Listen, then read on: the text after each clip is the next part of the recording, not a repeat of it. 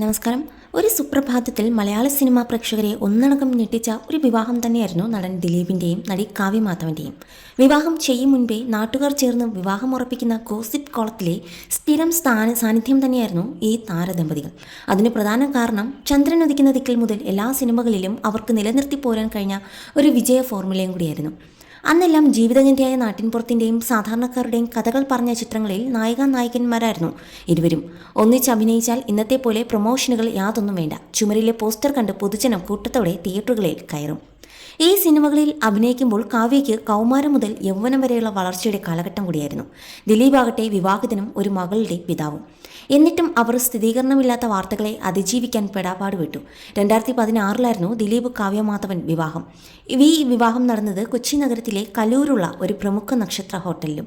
ആദ്യ വിവാഹബന്ധം പിരിഞ്ഞ ശേഷം കൊടുമ്പിരി കൊണ്ട ഗോസിപ്പുകൾക്ക് ശേഷം വീണ്ടും വിവാഹം ചെയ്യുമെങ്കിലും ഇനി വധു കാവ്യമാധവനാണെങ്കിൽ പോലും എല്ലാവരെയും അറിയിക്കുമെന്നും ദിലീപ് പണ്ടേ പറഞ്ഞിട്ടുണ്ടായിരുന്നു.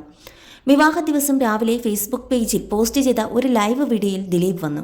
താൻ വിവാഹിതനാവാൻ പോകുന്നു, വധു കാവ്യമാധവൻ എന്ന വിവരം പ്രഖ്യാപിച്ചു. കൊച്ചിയിലെ മാധ്യമപ്രവർത്തകർ കാര്യം പറഞ്ഞ് കവറേജിനായി ഹോട്ടലിൽ എത്തിച്ചേർന്നു. അവിടെ വെച്ച് വളരെ കുറച്ചുപേരെ മാത്രം സാക്ഷിയാക്കി ദിലീപ് കാവ്യമാധവനെ താലിച്ചാർത്തി. വിവാഹശേഷം ഒരു ചെറിയ വിവാഹ സത്കാരവും ഉണ്ടായിരുന്നു.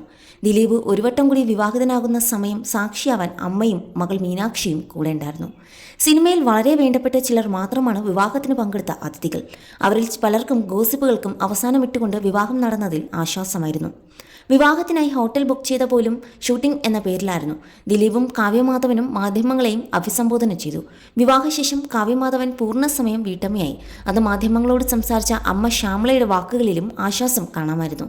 2 വർഷം നീണ്ട ഗോസിപ്പുകൾക്ക് വിരാമമായി മകൾ ഒരു കുടുംബജീവിതത്തിലേക്ക് പ്രവേശിച്ചതിൻ്റെ സന്തോഷം അവരുടെ വാക്കുകളിൽ കാണാമായിരുന്നു.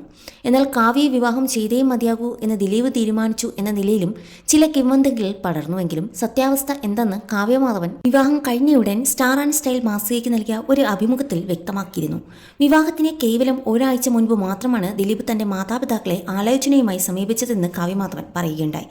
ദിലീപിന്റെ ബന്ധുക്കൾ ആലോചനയുമായി കാവ്യയുടെ വീട്ടുകാരെ കണ്ടു. ജാതക ചേർച്ച കണ്ടതും വിവാഹത്തിലേക്ക് കടക്കാം എന്നതായി തീരുമാനം.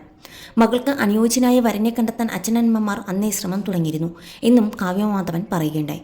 ഒടുവിൽ അവർ ദിലീപിലേക്ക് എത്തിച്ചേർന്നു. എല്ലാ അച്ഛനമ്മമാരെയും പോലെ എനിക്കും ഒരു പങ്കാളി വേണമെന്ന് എൻ്റെ മാതാപിതാക്കളും ആഗ്രഹിച്ചു. ഞങ്ങൾ ഒരിക്കലും വിവാഹം ചെയ്യാൻ ആഗ്രഹിച്ചില്ല. അദ്ദേഹം സിനിമയിലെ എൻ്റെ ബെസ്റ്റ് ഫ്രണ്ടായിരുന്നു. ഒരു നടൻ എന്നതിനേക്കാൾ വ്യക്തി എന്ന നിലയിൽ ഞാൻ അദ്ദേഹത്തെ ബഹുമാനിക്കുന്നു. വ്യക്തിബന്ധങ്ങൾക്ക് ഏറെ പ്രാധാന്യം നൽകുന്ന ആളാണ് അദ്ദേഹമെന്നും കാവ്യ പറഞ്ഞിരുന്നു. ഇന്ന് ദിലീപിൻ്റെ വിവാഹം കഴിഞ്ഞ ശേഷം ഒരു കുടുംബിനിയായി കാവ്യ മാറിയിരിക്കുകയാണ്.